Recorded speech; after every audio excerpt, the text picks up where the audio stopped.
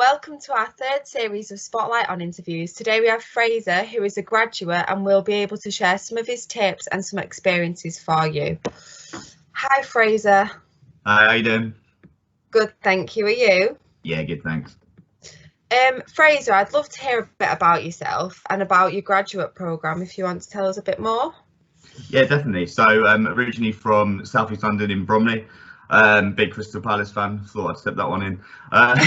And then, I went to university in Exeter to study history and politics. And in the last year, I was successful in securing a graduate placement at British Airways. So it was 2017 that I went there, and my first placement was in the sales department as a corporate account manager. So basically managed a portfolio of corporate accounts and just managed the day-to-day activities, negotiating contracts, etc. Then moved across to our digital department in digital marketing. So working a lot with Google Ads, Skyscanner, Kayak, things like that. So kind of multiple digital channels to drive revenue direct to BA.com. Then after that, I moved to revenue management. Essentially was the route controller for, I think it was about 10 Gatwick routes, and looking at how we can drive the most revenue there. And then that kind of was what the grad scheme entailed of. And then recently I was successful in securing a permanent role as a digital marketing specialist. So basically what I was doing in my second year. So I've been there for 3 months now. Oh, wow, that sounds amazing. I love that. Yeah, no, it was great. So, Fraser, do you feel like you've learned any valuable lessons from being on the grad scheme? Yeah, I think there's a few. I think one of the best things about the grad scheme is kind of the diversity of roles there are. So obviously sales, marketing, revenue management, all very different in their own right. So kind of the need to be flexible, so the need to be able to go into a role, kind of take what the role is and just kind of excel as much as possible in what you're doing, because obviously sales is very client facing, you need negotiation skills, interpersonal skills. Moving on to marketing, especially digital marketing, is a little bit more analytical and a lot more tech focused. And then moving to revenue management, you've kind of got to get your head around a lot of it's full on analytics, it's full on looking at a route and seeing how you can improve it by looking at certain metrics and what you can change to be able to improve revenue. So you're kind of looking at completely different things across departments. So that's really interesting and kind of sets you up well for later on in kind of business life, and especially in the current climate where flexibility in work is kind of the main thing under COVID. Also kind of it kind of moves on from that, kind of the need to keep learning. One of the good things about the grad scheme is you're not really choosing the roles necessarily that you're going into. Obviously you can kind of edge the grad manager kind of what you want to do, but you're put into roles that you might not necessarily have chosen otherwise. So revenue management is an example of that, and wouldn't necessarily have chose to go into it, but what I learned in that role was completely different to what I would have learned otherwise.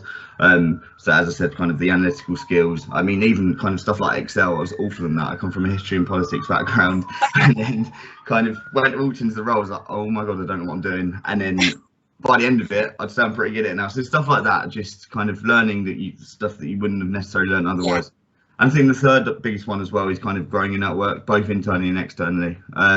Kind of internally, the wider your network can go, the more things that you can get done. If you've got a project, you need to speak to someone quickly from marketing, quickly from sales, or quickly from someone, even in the department you've not been into. If you can kind of grow that network, stuff gets moved along much quicker. And then externally as well, I mean, my involvement in stuff like ITT and stuff like that kind of helps, not necessarily in your day-to-day work life, but kind of it's good to know people around the industry, and kind of you never know when you might be able to help each other, either now or in the future. Yeah. Oh, I think you inspire a lot of people. So Fraser, have you got any advice for this year's graduates who may be struggling to find graduate positions, because it's a very hard time at the moment? No, of course. Yeah, I think my first one would be keep going, keep your head up. It will happen. One of the things about this industry is it's gone through things before, of maybe not as much for a bigger scale and on such a global basis, but if you look at kind of 9/11, ash cloud, things such as that, it's gone through things and it does pick up again. Yes, it's kind of been a lot more drawn out than things might have been before, and it's much more on a global scale, but it will get better. And things are looking up already. We're looking at kind of news of the vaccine, change to the quarantine restrictions in certain countries, including our own. So it will continue. Hopefully into 2021, I think there'll be a much brighter outlook. So that'll be my first kind of bit of advice. Second would be kind of keep learning. So I touched upon it in the last question that you asked, Chloe, but it's looking at what roles do you want to go into and how can you align your skill set to the capabilities required in that role. And if you can see capabilities that you don't necessarily have right now, think of ways that you can kind of prove that you can demonstrate them when you get to an interview stage, and that will help kind of that job search as and when you get to it. I'd also say don't worry if your dream job isn't available right now. Yes, the job market isn't amazing at the moment, but there are other kind of areas that you can look at improving your skills. So if you're struggling to get a job, there's certain things that you can do, such as delivery drivers at the moment. Think about supermarket jobs that are kind of they're in demand at the moment, and kind of volunteering jobs as well. All of them you can pick up transferable skills that you can then take on into your future. And I'd also say think about alternatives to a grad scheme if that's specifically what you're thinking about right now. A lot of people that I know that didn't do graduate schemes went into kind of entry-level roles within companies, not countries, and that way you can go into the role and then think about where you might want to move around, because you can kind of move around graduate style these days. Companies kind of encourage you to take different parts of the business, so just because you're not on a graduate scheme doesn't mean you're in a role and you're in that role for years. You can move around within the company and then kind of treat it as a graduate scheme, as and when you can move around. So that would kind of be my piece of advice right now. Oh, thank you for that. Thank you. How do you think younger people can get experience?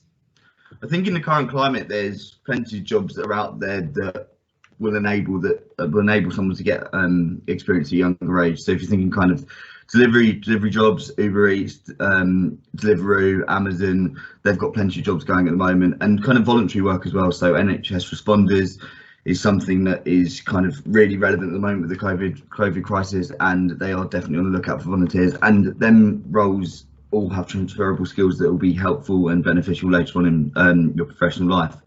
I'd also say that kind of when applying for kind of entry-level graduate roles, companies aren't necessarily looking for lists and lists of experience, so I wouldn't worry about having kind of loads and loads of professional experience. Obviously good if you do, but don't think it's kind of the 100% thing that you need to have. What they're looking for is key competencies that you can kind of demonstrate, yes, in work life, but also in personal and kind of even uni or school life too. So looking at interpersonal skills, organisational skills, problem solving skills. These can be demonstrated at work, but they can also be demonstrated in other aspects and areas of life. So they're kind of be my two bits of advice. Thank you. And final question, where do you see yourself in the future? Oh, good question. Well, at the moment, it's hard to see where we'll be in 2 weeks, everything going on. But I guess kind of sales and marketing are the two areas that I've definitely enjoyed the most so far. So I think definitely moving forward, something in a more client-facing, either sales consultancy-based role would be my preference. I'm starting an MBA in Manchester Uni in January, so that will expose me to a lot of different business ideas and areas, so that could change. But that's kind of where I see myself at the moment. Oh, brilliant. Thank you for that. Thank you, Fraser. Thanks, Chloe.